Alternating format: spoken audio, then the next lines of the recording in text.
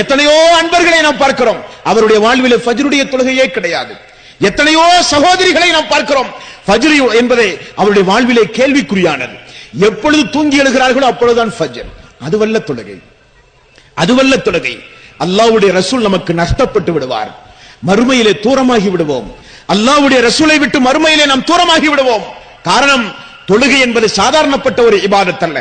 அல்லாஹு அக்பர் என்று தக்பீர் கட்டியது முதல் சலாம் கொடுக்கிற வரை ஓதுகிற ஒவ்வொரு நிலைகளிலும் ஓதி ஓதி தஸ்பீஹ் செய்கிற ஒவ்வொரு வார்த்தையையும் ரசூலுல்லாஹி ஸல்லல்லாஹு அலைஹி வஸல்லம் அவர்கள் என்ன சொன்னார்கள் தெரியுமா?